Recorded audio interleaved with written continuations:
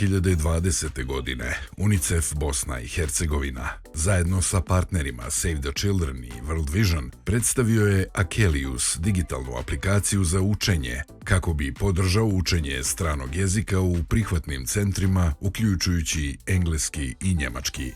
Aplikacija za digitalno učenje je besplatna, ne uključuje oglašavanje i ne zahtijeva prethodne korisničke informacije za pristup.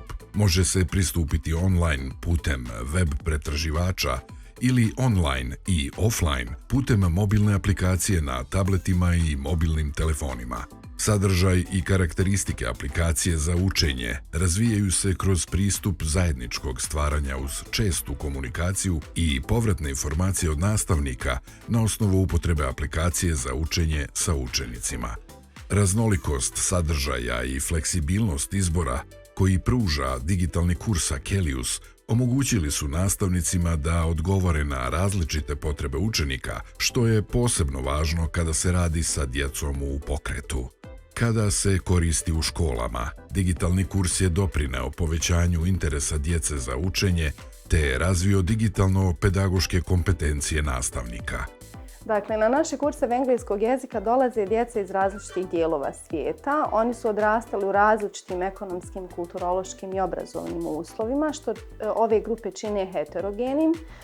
Iz ovog razloga ključno je da se procesu učenja stranog jezika pristupa na individualizirani način. U Bosni i Hercegovini mi koristimo Akelius, digitalnu platformu za učenje stranih jezika u kombinaciji sa predavanjima uživo u učionici.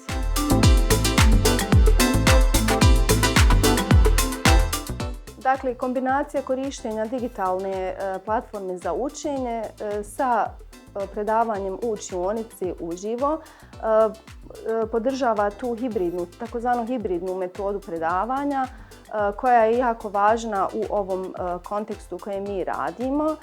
Jedan tipični čas počinje različitim aktivnostima. Nastavnica prezentuje današnju, odnosno temu, kroz prezentaciju na tabli, igranjem različitih, kako ih mi nazivamo, icebreaker igrica, postavljanje jednostavnih pitanja, kako bismo mi u tom dijelu časa ocijenili, odnosno procijenili na kojim nivoima se naši učenici nalaze, obzirom da radimo sa heterogenim skupinama, tako da ti nivoji mogu biti od početnih do naprednih.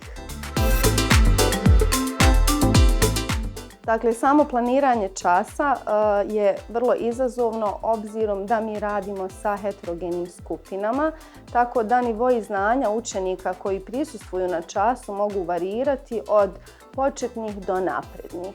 U toku uvodnog dijela časa mi procjenjujemo na kojim nivoima se naši učenici nalaze i shodno tome dodjeljujemo nivo i lekciju na kojim učenici trebaju raditi tokom časa, naravno uz pomoć nastavnika. Jako je važno napomenuti da djeca mogu sama određivati o svom tempu rada u toku časa, tako da mogu učvrstiti gradivo kako bi kasnije svoje znanje mogli reproducirati u svakodnevnoj komunikaciji gdje god se kasnije nalazili u bilo kojem dijelu svijeta.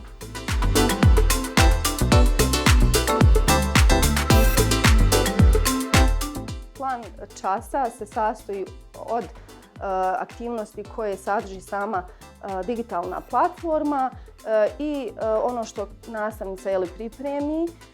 To su flashcards, prezentacije na tabli, različite igrice, handouts koje mi dijelimo, odnosno rješavanje zadataka na papirima, zavisnosti da li su učenici samostalni ili im treba pomoć. U toku nastave oni koji su napredniji pomažu onima koji nisu toliko napredni u znanju engleskog jezika, tako da sve to zapravo stvara jednu jako motivirajuću, sigurnu zonu za učenje za sve učenike koji su prisutni.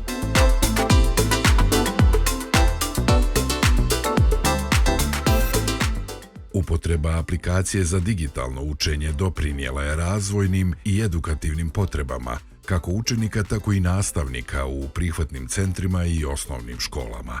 Upotreba aplikacije za digitalno učenje u nastavi poboljšava ishode učenja, posebno na početnim nivoima, a to je posebno primjetno kod učenika koji redovno i tokom dužeg perioda koriste aplikaciju. Obrazovne vlasti trebaju školama obezbijediti digitalne uređaje i optimalnu povezivost kako bi omogućile efikasnu primjenu digitalnih alata za učenje.